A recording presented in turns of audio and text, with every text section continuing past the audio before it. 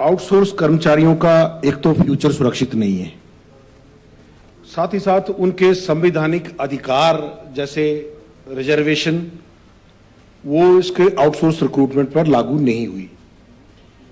आरक्षण का इसमें हनन है, पेंशन का कोई प्रावधान नहीं है कि जो आउटसोर्स में लगे हुए कर्मचारी, हम मानते हैं कि आप तंग आर्थिकी की दृष्टि से कठिनाई में गुजर रहे हैं, वो तो हम भी गुजरे हैं। ऐसा नहीं है कि आप सब वो पूर्व में सरकार जो है सारा क्लियर करके गई थी, कोई पैसा देने को नहीं था। Thank you. तो इसलिए मैं आप सबसे यही आपसे निवेदन करना चाहता हूं अध्यक्ष महोदय, हमारे नियम 67 के अंतर्गत जो दिया गया नोटिस है उसको स्वीकार किया जाए। ये तुरंत चर्चा होना चाहिए ताकि ऐसे लोग जो ऐसे नौजवान जिनको रोजगार दिया था उनको रोजगार बंद कर दिया गया। और खास जो प्रस्ताव आउटसोर्स कर्मचारियों को लेकर है उस पर अपनी बात कहने का मौका दिया। मैं कुछ समस्याएं, क्योंकि मुझे लगता है इस सदन में इकलौता मैं एक ऐसा सदस्य हूं जिसने आउटसोर्स कर्मचारियों से सरकारी तंत्र में काम लिया हुआ है। मुझे वो मौका मिला तो उस नाते में कुछ जो समस्याएं जो मैंने वहां देखी उनका जिक्र मैं यहां पर करना चाहूंगा। आउटसोर्स कर्मचारियों का एक तो फ्यूचर सुरक्षित नहीं है, साथ ही साथ उनके संवैधानिक अधिकार जैसे रिजर्वेशन वो इसके आउटसोर्स रिक्रूटमेंट पर लागू नहीं हुई। आरक्षण का इसमें हनन है, पेंशन का कोई प्रावधान नहीं है। और जैसा मेरे से पहले माननीय सदस्य विनोद जी ने भी कहा, जो शोषण की अधिकारी के घर में एक आदमी भेज दो, मुझे भी ऑफर दिए ठेकेदारों ने कि 2 आदमी अपने पास रख लो, 10 मैं भर देता हूं। तो ये फैक्ट है, जो सच्चाई है वो सब जानते हैं, जो यहां बैठे ये भी जानते हैं। उसके बाद जब कोई काम करती बार किसी आउटसोर्स कर्मचारी के साथ दुर्घटना हो जाए तो उसको मुआवजा देने का कोई प्रावधान नहीं है। परंतु आउटसोर्स कर्मचारी जो है वो अपने आप में एक देवता है। क्यों? क्योंकि उनको बीमार होने का अधिकार नहीं है, ना उनको हम सिक लीव देते, ना उनको कोई अपनी आकस्मिक परिवार, उनकी समस्या भी कोई नहीं होती परिवार में, क्योंकि हम उनको सीएल भी नहीं दे रहे, बीमार होने की स्थिति में भी नहीं दे रहे, उनका परिवार का कोई सदस्य बीमार हो तो भी कुछ नहीं दे रहे। तो डराते हैं उनको फिर अधिकारी लोग कि ऐसे काम करनी तो तुम्हारे पर सर्विस रूल का वो हवाला देकर उल्लंघन करा के हम तेरे पे एक्शन ले लेंगे। तो मैं ये पूछना चाहता हूं, क्या सर्विस रूल आउटसोर्स कर्मचारियों पर लागू होते हैं? जहां तक मुझे ज्ञान है नहीं लागू होते। कुछ बातें जो मेरे से पहले वक्ताओं ने कही, थोड़ी सी चीज मैं इस पर कहना चाहूंगा। कहा कि कोरोना काल में बीजेपी के लोग लगाए गए, मैंने लगाए हैं कोरोना काल पे। मैंने कोई अपना रिश्तेदार नहीं लगाया, ना ही कोई मुझे किसी मिनिस्टर का, किसी चीफ मिनिस्टर का फोन आएगी उसको लगा दो, उसको लगा दो। वास्तविक स्थिति पता क्या थी? जो लोग नौकरी पर लगे थे वो भी घर नहीं, नौकरी पर नहीं आते थे, क्योंकि भारत सरकार ने एक ऑर्डर निकाले थे, चाहे आदमी ड्यूटी पर आए चाहे नहीं आए उसको तनख्वाह दी जाएगी। मैंने अनेकों कर्मचारियों को मेमोरेंडम निकाले कि ड्यूटी ज्वाइन करो, समस्या हो रही है, मरीज आ रहे हैं, कोई नहीं आता था। फिर मैंने ही ये सुझाव दिया था कि हमें मैन पावर बढ़ानी पड़ेगी, मेरे पास कमांडर बहुत हैं, आदेश देने वाले बहुत हैं, मुझे आगे लड़ने वाले फौजी चाहिए, मुझे लोअर स्टाफ चाहिए। मैंने ये सुझाव दिया था सरकार को, और सरकार ने मेरे सुझाव को मानकर आउटसोर्स कर्मचारियों को भरने की परमिशन दी। 1.5-2 महीने तक कोई भी नहीं आया, और फिर जिनको भरा वो पता कौन लोग थे कि डॉक्टर साहब मेरे को बड़ी जरूरत है नौकरी की, मैं यहाँ पे इकलौती लेडी यहाँ रहती हूँ, मैं विधवा हूं, मेरे घर में माँ बाप बीमार है। जो उस खतरे में भी जिन लोगों ने इस मानवता का साथ दिया, आज हम उन लोगों के साथ ये क्या कि उनको बाहर निकाल रहे हैं कि ये बीजेपी के लोग थे। मुझे गर्व होता है अगर ऐसी बात है वो बीजेपी के लोग थे, तो बीजेपी के लोग ने कम से कम उस वक्त मानवता को बचाने के लिए काम किया। आप लोगों की तरह भाग नहीं गए। बात कहते हैं कि जब असलियत मालूम ना हो, बात कुछ और चलती हो तो उसमें फिर राजनीतिक बात कहेंगे, ये गलत है। माननीय अध्यक्ष जी, मैं आपसे भी इस बात पर इंस्ट्रक्शन चाहूंगा कि आप निर्देश जारी करें, जब प्रस्ताव की बात हो रही है तो उसमें राजनीतिक बात ना की जाए। तो कृपया करके इस बात का सब ध्यान रखें। कुछ सुझाव मैं देना चाहूंगा, और यह भी मैं दावा करता हूं, आप बोलते रहिए इस सदन में, आप कभी भी आउटसोर्स कर्मचारियों के लिए ऐसी कोई पॉलिसी नहीं बना पाएंगे जो उनको स्थायी रोजगार दे। इसका कारण बताता हूं। अभी हिमाचल में आपके पास 45 से 50 हजार आउटसोर्स इंप्लॉई हैं जिनको इस तरीके से भरा गया, ना कोई गवर्नमेंट का प्रोसीजर फॉलो हुआ है, ना प्रॉपर एडवर्टीजमेंट, ना इंटरव्यू, ना प्रोसीजर, ना सिलेक्शन। कोर्ट कभी भी उनको रेगुलर नहीं होने देगा। और अगर आप रेगुलर करने की पॉलिसी बनाएंगे भी तो 6,33,505 बेरोजगार कोर्ट में खड़े होंगे। और लोकतंत्र में हमेशा larger interest of the public देखा जाता है, ना कि individual interest of the public. तो ये झूठे लोक लुभावने वायदे करके कि हम आएंगे 1 महीने में आउटसोर्स के लिए पॉलिसी बना देंगे, वो गलत है। तो मैं बस छोटे से सुझाव देकर अपनी बात को।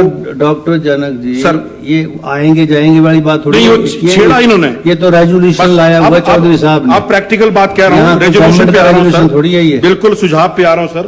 आउटसोर्स कर्मचारी बेचारा इस उम्मीद में पीड़ा में रगड़ा खा रहा है कि मैं कभी रेगुलर हो जाऊंगा। तो मैं ये स्पष्ट करना चाहूंगा, ये इतना आसान काम नहीं, हम नहीं कर पाएंगे। सुझाव मैं देता हूं आपको। सुझाव आप क्या कर सकते हैं उनको राहत देने के लिए? सुनो, मिनिमम वेजेस एक्ट लागू करें। साहब एक मिनट सुन, बैठो जरा।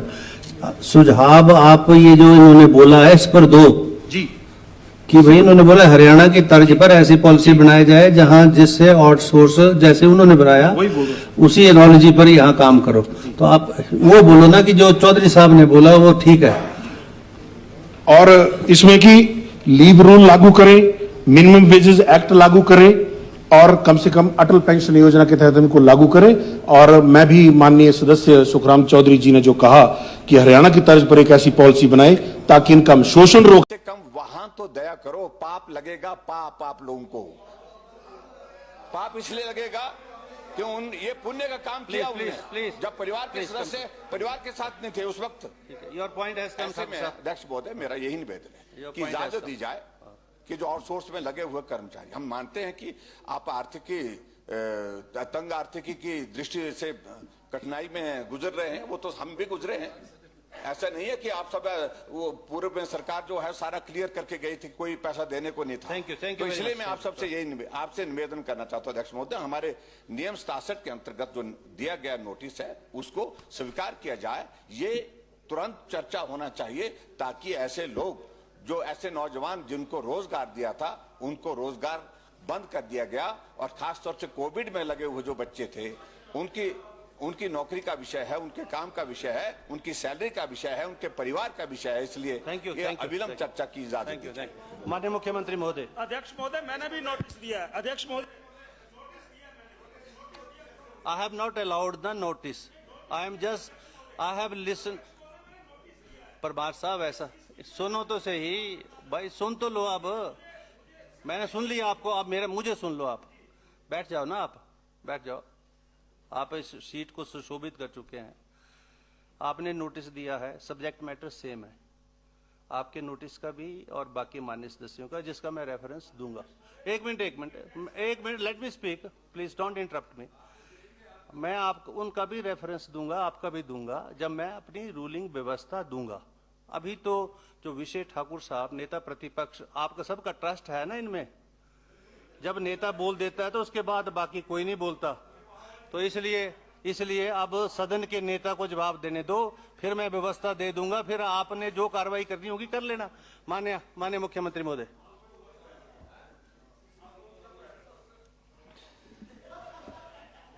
माननीय अध्यक्ष महोदय,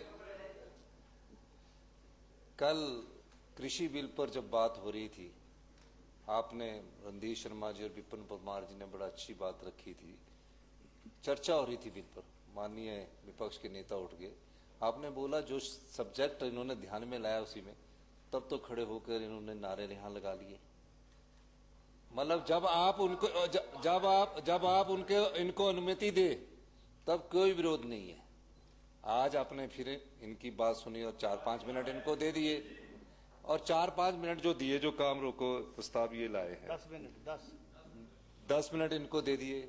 विधायक बेचारे दूर दूर से अपने क्षेत्रों के क्वेश्चन पूछने होते हैं, सब लोग अपने तैयारी करके आते हैं, फिर भी आपने इनको, क्योंकि आप विपक्ष के नेता का पूरा विश्वास है, जिन्होंने वैसे तो काम रोको में जिन्होंने नोटिस दिया होता बोलने की अनुमति उनको मिलती है, लेकिन आपने ऐसी व्यवस्था दी और सत्ता पक्ष उसको मान रहा है। लेकिन जब आप ऐसी व्यवस्था देते बिल पर, तब ये नारे लगाने आ जाते हैं, बैल के आसन के सामने आ जाते हैं। तो नियम सबके लिए बराबर होना चाहिए। गीता में लिखा है कि झूठ जो बोलता है पाप उसको लगता है। तो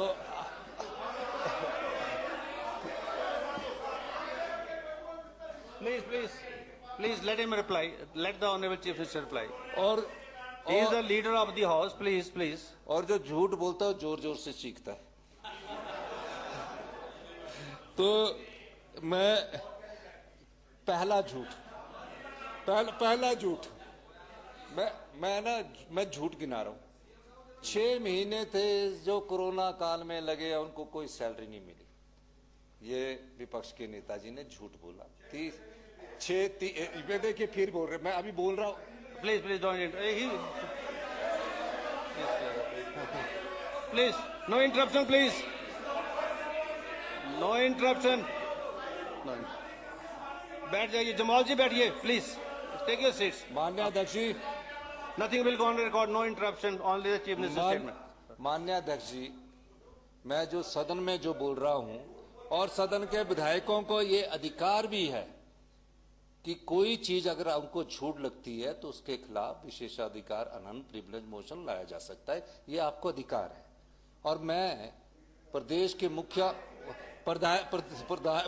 मुख्य होने के नाते मैं थोड़ा सा, जो हमारे पूर्व मुख्यमंत्री जी हैं ना, इनको थोड़ा सा, ये ठीक है गलतियां आपने की है, भुगत हम रहे हैं।